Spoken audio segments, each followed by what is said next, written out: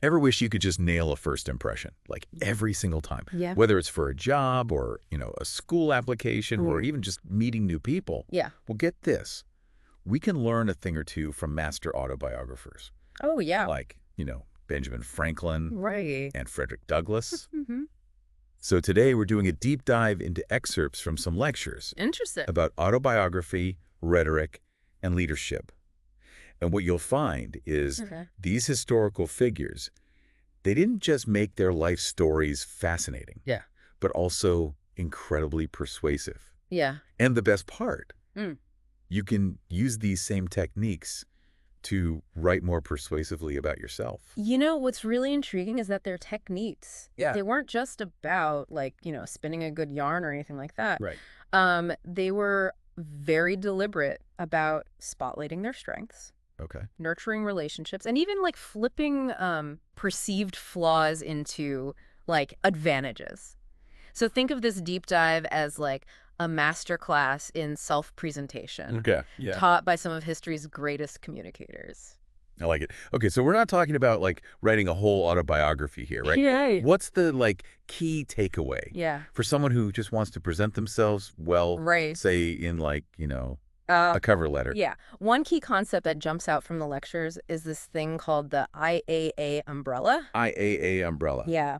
It stands for focusing on your interests, abilities, and achievements. Interests, abilities, and achievements. Got it. Yeah. So think of it like a filter. You're curating the right. most relevant parts of your life story. Right. Parts that really highlight what you bring to the table. Okay, so instead of just listing everything you've ever done, Right. you're strategically choosing details that fit under this IAA umbrella. Yeah. Do you have an example of how Franklin did this? Absolutely. One lecture mentions how Franklin talks about disliking his father's trade Okay. as a youth, but excelling at governing boats. Interesting. So this seemingly simple anecdote, it subtly showcases his early leadership abilities, Yeah. fitting perfectly under that IAA framework. It's subtle, but it's there. Yes, He's yeah. saying, hey, even as a kid, leadership came naturally to me, Right. Exactly. but without sounding, boastful. Exactly. And that's crucial. The lectures, they stress Yeah. avoiding TMI, too much information. Right. Stick to details that highlight your strengths Okay. and are relevant to your goal. Right. Otherwise, you risk, Yeah. overwhelming your audience and diluting your message. So it's kind of like packing for a trip Right. with only a carry-on bag. Yeah. You have to be selective about what you bring. That's a great analogy, yeah. Yep. Ask yourself, does this detail, showcase an interest, an ability, or an achievement Right. that's relevant to my goal? If not, leave it out. We're crafting a focused self-portrait, not an exhaustive autobiography. Okay, that makes sense. But nobody's perfect, right? What about those times when we have to talk about our, Yeah. not so shining moments? That's where things get even more interesting. Both Franklin and Douglass, they were masters Okay. of turning potential weaknesses into strength. Right. They owned their youthful mischief, Uh-huh. but cleverly framed it as early signs of their later leadership qualities. So instead of trying to hide those moments, they kind of use them to their advantage. Exactly. Yeah. That's pretty clever. It is. By acknowledging imperfections, Yeah. they gain credibility and relatability. Right. It shows self-awareness Yeah. and an ability to learn from experiences. Yeah. Makes them seem more human, not like they're trying to present this flawless facade. Instead of saying, I've never made a mistake, they're Yeah. saying, I've made mistakes, learn from them, Right. and that's made me who I am today. Exactly, yeah. Okay, that makes a lot of sense. But wouldn't that, backfire in some situations? Like, say, a job interview. It's about choosing the right moment Okay. and framing things thoughtfully. The lectures actually suggest another technique that can help with this. It's called the IWE strategy. The IWE strategy. Yeah, Okay, it's okay. all about balancing individual accomplishments with, group efforts. Right. So you use both I and we pronouns Yeah. to show that you're driven, but also a team player. So it's not just about saying, I did this, Right. but also acknowledging the contributions of others. Exactly. That sounds particularly useful for, leadership roles. Exactly. For example, Franklin describes building a wharf with, friends, Uh-huh. emphasizing his initiative, Right. but acknowledging the group's contribution. Okay. It shows leadership that values teamwork. And what about Douglas? Did he use this strategy too? He did. Even though he was, writing about his experiences as an enslaved person. Absolutely. The lectures highlight how even in the context of like secretly learning to read and write, Right. under immense pressure, Douglas uses we strategically. Wow. It subtly establishes a sense of shared benefit, Right. even within those like unequal power dynamics. That's incredible. It sounds like this I-we strategy Yeah, is a really powerful tool it is. for coming across as someone who can lead but also collaborate collectively. Right. But how do you decide Mhm. like when to emphasize the I Yeah. and when to emphasize the we? That's where understanding your audience and your goals becomes key. Okay. But before we like delve into that, Yeah. let's pause and see what stands out to you so far. Okay. What are you finding most helpful or surprising? Honestly, I'm struck by how subtle these techniques are. Right. It's not about like bragging Right. or being over the top, Yeah. It's about weaving these strategies into your narrative Mm-hmm. Mm-hmm. so it feels genuine and authentic. Yeah. And I think that's what makes it so effective. Yes, that's a key insight. The lectures emphasize that real persuasion Uh-huh. isn't about bombarding people with information, but about forging a connection. It makes sense. We're more likely to be persuaded by someone we trust and feel like we can relate to. Yeah, Someone who seems, real. exactly. And that leads us to another technique both Franklin and Douglas used brilliantly, Okay. emotional understatement. Emotional understatement. Yeah, That sounds almost counterintuitive. right.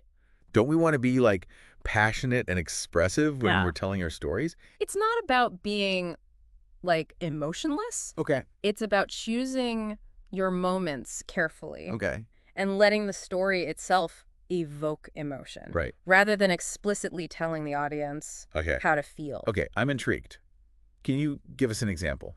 One lecture discusses Franklin's anecdote about the death of his son from smallpox. Oh, wow. It's a deeply personal, heartbreaking event. Right. Yet he describes it with remarkable restraint, connecting it to a larger public health message about inoculation. So instead of dwelling on his grief, Mm-hmm. he uses the experience to advocate for a cause he believes in. Right. It's like he's channeling his emotion into action. And that's powerful. It demonstrates like resilience and leadership. Yeah. He's not suppressing emotion, but using it strategically. That's quite a balancing act. Did Douglas use this technique as well? He did. One lecture points out how Douglas describes feeling intense fear before delivering his first public speech. He acknowledges his vulnerability, Right. but links it to the immense pressure he faced Right. as a representative figure for the abolitionist movement. Wow. It must take an incredible courage to give that speech Yeah. and to write about his fears so honestly. And that honesty makes him relatable. Right. It humanizes him, even as he's taking on this monumental task. It sounds like by using emotional understatement, Yeah. he's actually amplifying the impact of his message. Right. It's like he's inviting the reader into a deeper conversation. Exactly. It creates a sense of intimacy and trust, Right. which are essential for persuasion. He's not manipulating emotions, Right. but creating space for authentic connection. I'm starting to see how all these techniques work together. Yeah. The IAA framework helps us choose relevant details. Right. Turning flaws into strengths adds depth and relatability. Mm-hmm. The I-we strategy highlights collaborative skills, Right. and emotional understatement allows us to connect on a deeper level. Exactly. But wouldn't all this take tons of practice to get right? Well, the good news is we're already using many of these techniques in our everyday lives. Okay. We just haven't been as conscious of them. The lectures actually go on to discuss the concept of rhetoric, Okay. which can sound a bit intimidating, Yeah. but it's really just about the art of persuasion. Something we all engage with every day. Okay, I'm all ears. Tell me more about this rhetoric and how we can use it to our advantage. I have to admit the word rhetoric always kind of makes me think of like, Yeah. stuffy politicians giving long-winded speeches. Right. But if it's really just about being persuasive, Yeah. then that's something we all do, even in casual conversations. You're absolutely right. The lectures emphasize that rhetoric is often misunderstood. It's not about being manipulative False. or using like fancy language. Right. It's about communicating effectively Right. and connecting with your audience. Okay, so how do we do that? What are like the key elements of this rhetoric thing? One important concept is called kairos. Kairos. Yeah. Okay. It's a Greek word that refers to timing and context. Okay. It means understanding the right moment to say or do something. So it's like reading the room, Yeah. knowing when to speak up and when to hold back. Exactly. Yeah. A masterful communicator understands that the same message can land Yeah. completely differently Yeah. depending on when and how it's delivered. It's about being sensitive to the nuances of the situation Right. and tailoring your message to resonate with your audience. That makes a lot of sense. Yeah. I've definitely experienced, those times when I've said something with the best intentions, Right. but it just didn't come across the way I intended. And that's where understanding Kairos can be so helpful. Yeah. It's about being mindful of not just what you're saying, Right. but also how and when you're saying it. Okay. But timing is only one piece of the puzzle. Right. The lectures also delve into two other rhetorical concepts, Okay. ethos and pathos. Ethos and pathos. Yeah. Those sound familiar, but I'm not sure I could explain them. Can you break those down for us? Of course. Ethos is all about credibility. Okay. It's the perception your audience has of you, your character, your trustworthiness, your expertise. Think of it as the trust factor. So it's not just about the words you say, Right. but who you are and how you're perceived by others. Exactly. One lecturer uses this great example. Okay. Those late night TV ads Right. with the heartbreaking images of, impoverished children. Right. They're really heavy on pathos. Okay. Appealing to our emotions. Right. But if we don't trust the organization behind the ad, Yeah. it's less effective. That's a great point. I've definitely felt that tension between feeling sympathy Right. and also being wary if I don't know much about the source. Right. So pathos, the emotional appeal, Yeah. needs strong ethos to Yeah. really land. Precisely. Think of it like this. Pathos is the heart. Okay. Ethos is the head. Right. You need both for true persuasion. Okay. So how do we build ethos? Right. Especially when we're communicating with people who don't know us personally. Yeah. It can't just be about saying, Right. trust me. The lectures highlight some key strategies, demonstrating knowledge and expertise. Okay. Is crucial. Citing credible sources, Uh-huh.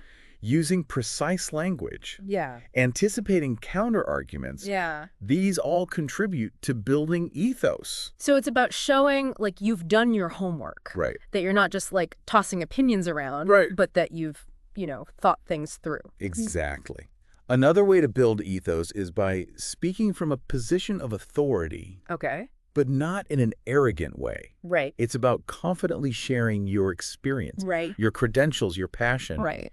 in a way that establishes your credibility. It's like saying, hey, I've learned a thing or two, and Yeah. I'm here to share what I know. Yes, and that authenticity can be very persuasive. It's not about pretending to be someone you're not, Right. but about leveraging your unique experiences and expertise to build trust. This makes me wonder, have I been too hesitant to talk about my accomplishments or skills? Because I didn't want to seem like I was bragging? Yeah. Maybe I've been, underestimating the importance of ethos. That's an important reflection. How do we strike that balance between self-promotion and humility? Yeah. It's a delicate dance, for sure. Yeah. But remember, sharing your accomplishments isn't about ego. Right. It's about providing context Right. and building credibility so your message resonates more deeply. It's like saying, here's why you should listen to me, Right. but in a subtle, authentic way. Right. And notice how Franklin and Douglas do this, not through boasts, but through well-crafted stories and strategically placed details. They're always building ethos without ever saying, trust me, I'm an expert. They're showing, not telling. Precisely. And that brings us back to the power of storytelling, which weaves together all these elements. Right. Whether we're talking about autobiographies, personal essays, or Yeah. even everyday conversations, stories make information memorable. Yeah. And help us connect on a human level. This deep dive has been a revelation. We've gone from autobiographical techniques to rhetoric and storytelling, all these tools for better communication. Yeah. But where do we go from here? How do we actually put all of this into practice? That's the exciting part. It's about taking these concepts and experimenting with them in your own life. You're already using ethos and pathos. Right. Even if you weren't aware of it. Okay. Pay attention to those moments when you're most persuasive. Okay. And try to identify what's working. So we become students of our own communication patterns. Exactly. And remember, communication is a lifelong journey. Yeah. There's always more to learn and new ways to connect more deeply. So next time you write about yourself, whether it's like a bio, a cover letter, or even an email, think like Franklin and Douglas. How can you highlight your interests, abilities, and achievements? How can you use the I-We strategy, turn a past flaw into a strength, and leverage kairos, ethos, and pathos to make your message resonate? And most importantly, have fun with it. Yeah. Exploring these tools can be incredibly empowering and rewarding. So go out there and experiment. Yeah. Discover the magic of effective communication. Absolutely. You might be surprised at what you can achieve.